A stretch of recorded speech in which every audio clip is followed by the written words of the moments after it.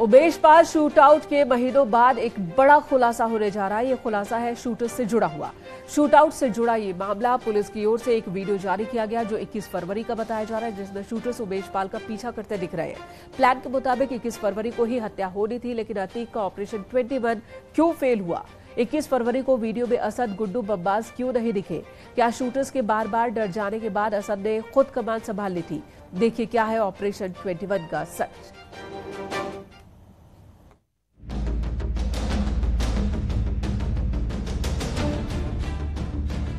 इक्कीस फरवरी 2023 शूटआउट से 3 दिन पहले शहर की सड़कों पर मौत का खेल खेलने की पूरी तैयारी थी। 24 नहीं 21 फरवरी को उमेश पाल हत्या की प्लानिंग थी। हत्याकांड को लेकर हुआ है बहुत बड़ा खुलासा। उमेश पाल की हत्या से पहले की गई थी मॉक ड्रिल। सबूत नंबर 1, इन तस्वीरों को देखिए। तारीख 21 फरवरी, वक्त शाम के 5:27। उमेश पाल की कार आकर रुकती है। उसके ठीक पीछे शूटर्स की कार होती है। दोनों कारों के बीच महज 50 मीटर का फासला होता है। सबूत नंबर 2, वक्त शाम 5:26। एक बाइक रॉन्ग साइड से आती है। 2 लोग बाइक से उतरते हैं। ये कोई और नहीं बल्कि शूटर उस्मान और गुलाम नीचे उतरते हैं। दोनों दुकान के अंदर पोजीशन लेते हैं। शूट आउट के दिन ठीक इसी तरह हमले दुकान के अंदर से शूटर्स ने गोलियां बरसाई थी।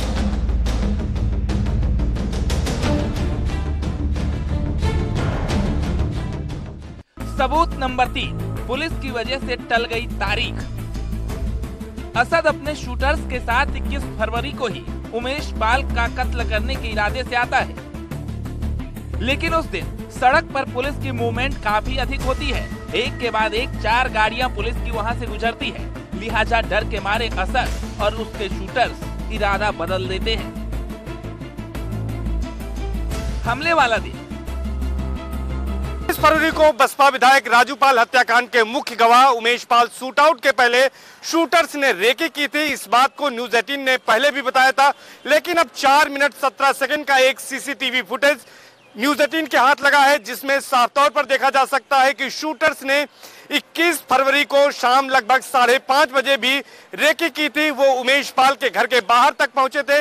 हालांकि उस वक्त वो घटना को अंजाम देना चाहते थे, उमेश पाल को की हत्या करना चाहते थे, लेकिन एक पुलिस की जीप आगे आ गई, जिसकी वजह से उन्होंने उस दिन वारदात को अंजाम नहीं दिया था। लेकिन न्यूज 18 ने पहले ही बताया था कि उमेश पाल हत्याकांड के पहले 3 बार रेकी की गई थी। 14 फरवरी, 18 फरवरी और 21 फरवरी को ये रेकी की गई थी। अब जरा तस्वीरों को फिर से देखिए जो 24 फरवरी की है। देखिए ये उमेश की कार है। कार रुकती है, उमेश नीचे उतरते हैं, गनर नीचे उतरता है। तभी शूटर्स क्रेटा कार से नीचे उतरते हैं और उन पर हमला कर देते हैं। पास की दुकान में गुलाम छिपा होता है जो गोलियां बरसा देता है। ये तो असली सीन था। मॉक ड्रिल वाला दिन, अब देखिए कैसे की गई मॉक ड्रिल। 21 फरवरी को एक बाइक उमेश के घर के पास आकर रुकती है। बाइक से गुलाम और उस्मान नीचे उतरते हैं। ये दोनों अतीक के शार्प शूटर थे। दोनों बाइक से नीचे उतरकर पास की एक दुकान में चले जाते हैं। कुछ देर बाद उमेश पाल अपनी कार से घर के सामने पहुंचते हैं। देखिए सीसीटीवी कैमरे में सब रिकॉर्ड हो रहा है। उमेश नीचे उतरे, उनका गनर नीचे उतरा। तभी पीछे से वही क्रेटा कार आकर रुक जाती है जिसमें बैठकर शूटर आए थे। उमेश की कार बिल्कुल उसी तरह घर के सामने आकर रुकी जैसे हत्या वाले दिन रुकी थी। क्रेटा कार उमेश की कार के पीछे रुकी हुई है। सब कुछ ठीक वैसे ही हो रहा है जैसे हत्या के दौरान हुआ था। इस मॉक ड्रिल से साबित होता है कि असद और शूटर्स की टीम चाहती थी कि उमेश की हत्या में कोई चूक न हो, इसलिए मॉक ड्रिल की गई। हत्या से पहले हर चीज की बारीकी से प्लानिंग की गई। उमेश पाल की हत्या के दौरान कौन कौन क्या क्या करेगा ये भी पहले से तय था और सब कुछ प्लान के मुताबिक हुआ। Bureau report, news 18।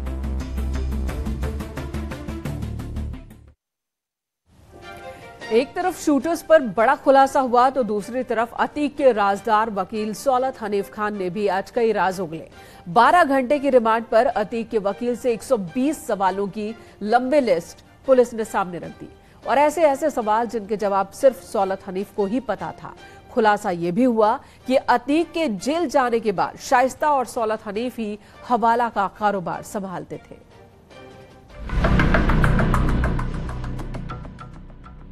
रिमांड पर राजदार का विस्फोटक खुलासा। एक कंपनी की पोल खोल गया शाइस्ता का खास। लेडी डॉन की काली कमाई का राजफाश। अतीक के एक कंपनी का कानूनी मददगार और उम्र कैद की सजा याफ्ता सौलत हनीफ ने आखिरकार वो राज उगल ही दिए जिसके लिए उसे पुलिस रिमांड पर लिया गया था। 5 घंटे की पूछताछ, फिर उसी के घर पर पुलिस का लेकर जाना इस बात का इशारा है कि पुलिस ने कुछ बड़ा बरामद किया है। क्या सौलत हनीफ के घर से मिले सबूत? क्या सौलत हनीफ ने उगला शाइस्ता का राज? ऐसे तमाम सवालों के जवाब मिल जाएंगे, बस तस्वीरों को गौर से देखते जाइए। सुबह 6 बजे पुलिस हनीफ को नैनी जेल से लेकर निकली। सुबह 7:15 बजे हनीफ से 5 घंटे लंबी पूछताछ हुई। दोपहर 1 बजे हनीफ को लेकर उसके घर पुलिस पहुंची। आप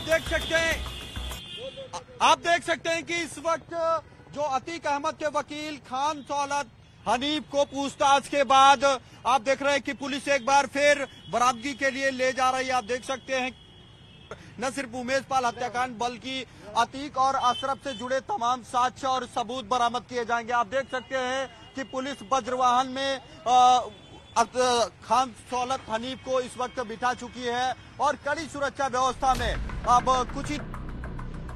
अब तक की जांच में जो भी बातें निकलकर सामने आई हैं, उन सब जवाबों को भी प्रयागराज पुलिस वकील सौलत हनीफ से वेरीफाई करेगी। वकील सौलत हनीफ ही वो शख्स है जो शाइस्ता परवीन के हवाला कनेक्शन का साथी है। पैसा कहां जाना है, किसको देना है, कहां से लाना है, ये सब की डिटेल वकील सौलत हनीफ के पास होती थी। पुलिस के पास सौलत हनीफ से पूछताछ के लिए 12 घंटे ही मिले थे, लिहाजा पुलिस के सवालों की लिस्ट पहले से ही तैयार थी। मसलन वकील सौलत हनीफ को उमेश पाल मर्डर की जानकारी कब मिली? क्या वकील सौलत हनीफ ने उमेश पाल की रेकी की थी? क्योंकि हत्या के चंद दिनों पहले उमेश पाल के फोटोग्राफ्स व्हाट्सएप पर असद को वकील सौलत हनीफ ने भेजी थी। उमेश पाल की हत्या के लिए हथियार कहां से आए थे?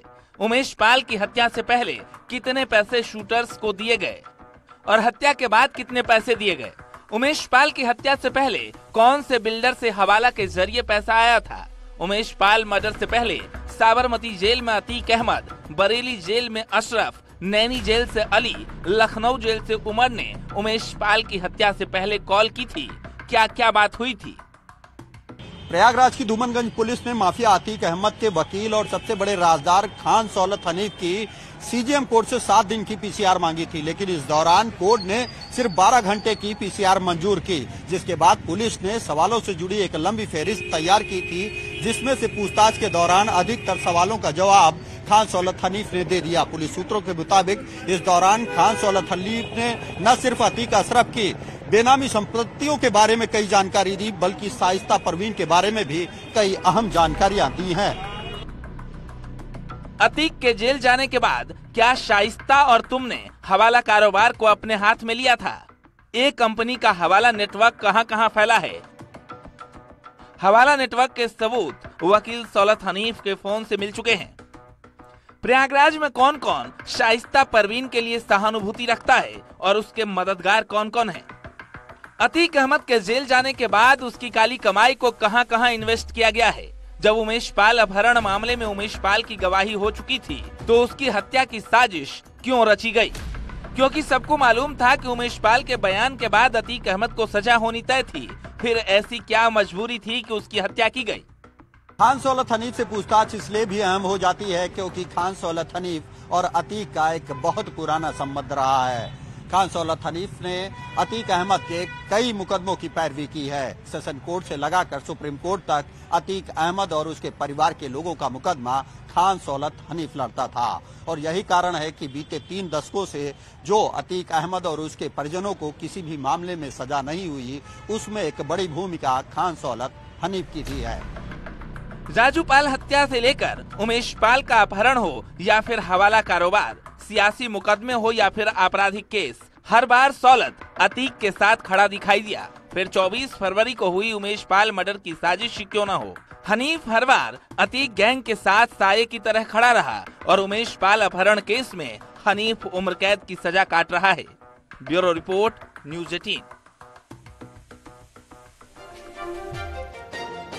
ऑपरेशन 21 के नाकाम होने के बाद जिन दो दुर्दांतों ने उमेश पाल शूटआउट को लीड किया, उनमें गुड्डू मुस्लिम का नाम सबसे ऊपर है। लेकिन सवाल एक ही है, आखिर बमबाज है कहां छिपा है? क्या उसने अब भागना बंद कर दिया? क्या गुड्डू को सेफ हाउस मिल चुका है जहां पर वो छिप सके? ऐसे तमाम सवाल है जिनका जवाब एसटीएफ तलाश रही है।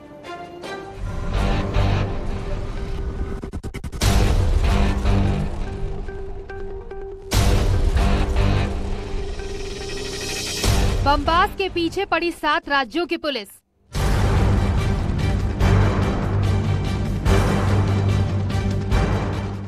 आखिर कैसे बार बार बमबाज हो रहा फुर्र?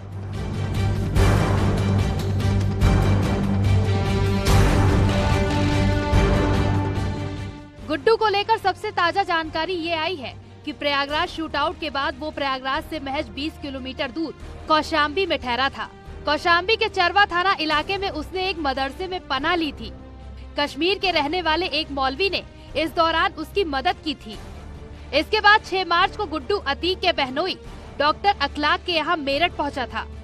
न्यूज़ 18 की टीम कौशाम्बी के उस मदरसे में भी पहुंची जहां फरारी के दौरान गुड्डू मुस्लिम ने पहली पनाह ली थी। गुड्डू मुस्लिम पिछले 69 दिनों से फरार है। फरारी के दौरान उसकी लोकेशन अब तक कई राज्यों में मिल चुकी है, लेकिन पुलिस सूत्रों के मुताबिक पिछले 1 हफ्ते से गुड्डू की कोई लेटेस्ट लोकेशन का पता नहीं लगा है, क्योंकि गुड्डू ने पिछले 1 हफ्ते से मोबाइल फोन का बिल्कुल इस्तेमाल नहीं किया। ऐसे में पुलिस इस सवाल का जवाब तलाश रही है कि क्या गुड्डू को एक सेफ हाइड आउट मिल गया है? क्या गुड्डू ने ठिकाना बदलना बंद कर दिया है? और क्या गुड्डू यूपी से बाहर किसी दूसरे राज्य में छिपा बैठा है? गुड्डू मुस्लिम 5 लाख का इनामी है। पुलिस ने उसका सुराग देने पर 5 लाख के इनाम की घोषणा कर रखी है, लेकिन गुड्डू का अब तक कोई सुराग हाथ नहीं लगा है। हाँ, अब तक देश के 5 राज्यों में उसकी लोकेशन जरूर ट्रेस हुई है। प्रयागराज शूटआउट के बाद गुड्डू प्रयागराज से कौशाम्बी भागा था।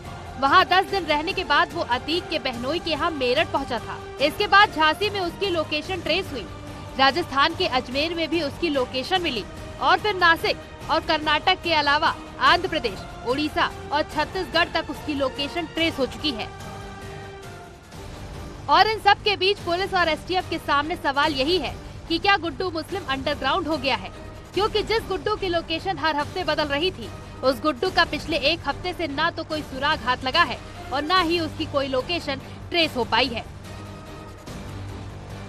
एसटीएफ ने एड़ी चोटी का जोर लगा दिया है, फिर भी वो 2 महीने से भी ज्यादा वक्त से इन एजेंसियों को बार बार छका रहा है। आखिर वो ऐसा कैसे कर पाता है? कैसे वो अकेले इतने बड़े तंत्र को चकमा दे रहा है? गुड्डू को पकड़ने के लिए पुलिस ने कई बार जाल बिछाया, लेकिन हर बार वो किसी न किसी तरह बच निकला, जिसके लिए उसने कई प्लान तैयार किए हैं।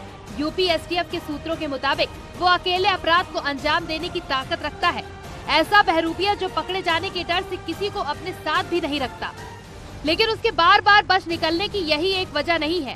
सूत्रों के मुताबिक उसका पहला प्लान अकेले छिपने का है। अपने साथियों से बात करने के लिए वो हर बार नए सिम कार्ड का इस्तेमाल करता है ताकि उसकी लोकेशन ट्रेस न हो पाए। इसके अलावा जो उनके खास है, ऐसे चुनिंदा लोगों से वो इंटरनेट कॉलिंग के जरिए संपर्क में है। साथ ही फरारी के दौरान वो टोपी का भी इस्तेमाल कर रहा है। सूत्रों का तो यहाँ तक कहना है कि वो होटल, सराय या धर्मशाला में नहीं बल्कि धर्म स्थलों में शरण ले रहा है। यानी उसे पता है कि अगर वो होटल या धर्मशाला में रुका तो आसानी से पकड़ा जा सकता है, लेकिन अगर उसने किसी धर्म स्थल को अपना ठिकाना बनाया तो उसके बचने की उम्मीद ज्यादा है। शायद इसीलिए उमेश पाल की हत्या के ठीक बाद वो प्रयागराज के एक मदरसे में सबसे पहले रुका था। गुड्डू मुस्लिम की लोकेशन अब तक कर्नाटक, उड़ीसा, छत्तीसगढ़ और गोवा में मिल चुकी है। जहां उसके होने का पता चला, लेकिन जांच एजेंसियों के पहुंचने से पहले ही वो अपने नए पते पर पहुंच गया। Bureau report, news 18।